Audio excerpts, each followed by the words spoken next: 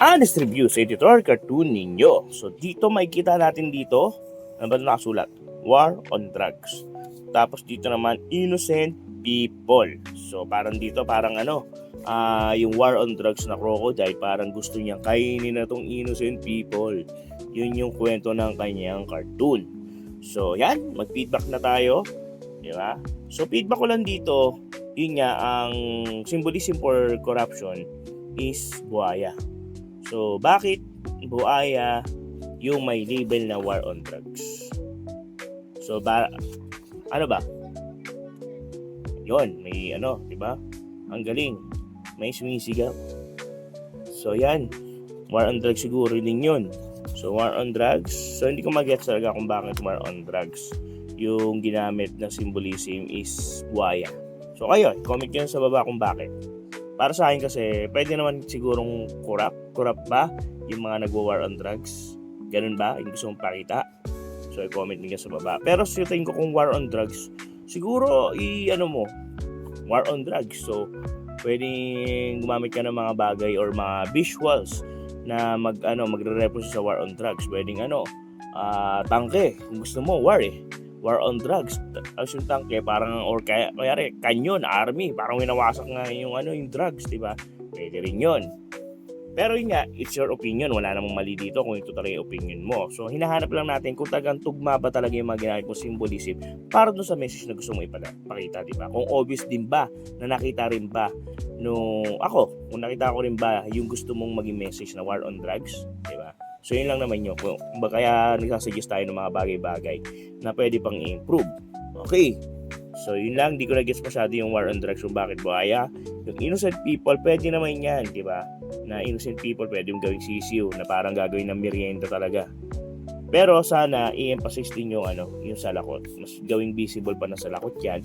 And yun nga, kasi innocent people as war on drugs. Para medyo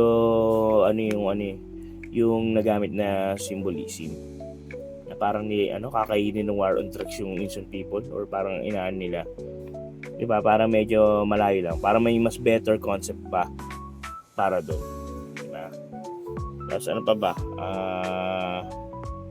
yun nga siguro sa orientation, yun nga, pwedeng landscape na lang din gawin mo, kasi sa tingin ko sa ganitong formula, ganitong concept, mas maganda kung landscape siya. Lalo na kung papakita mo yung ng buhaya.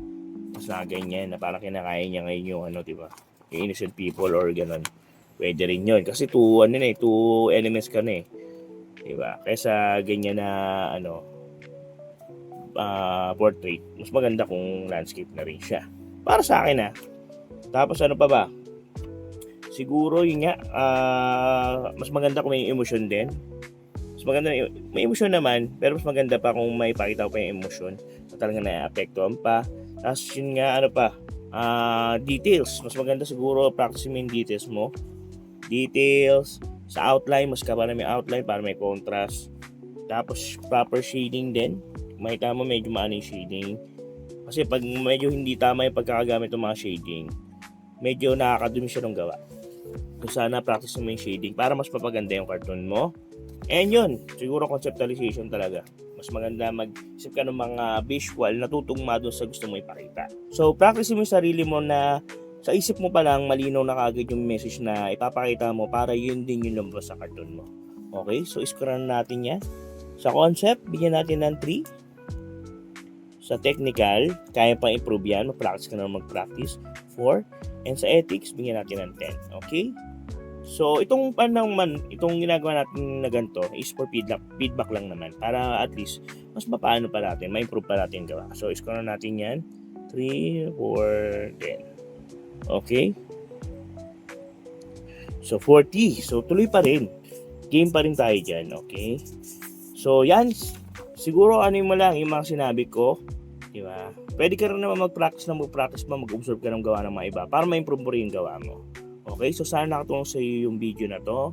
And kung gusto nyo sa mga editor cartoon ninyo sa mga next video, i-comment nyo lang dyan sa baba para ma-review din natin yan. Okay, so tuloy-tuloy lang tayo and see you on the next video. Happy cartooning!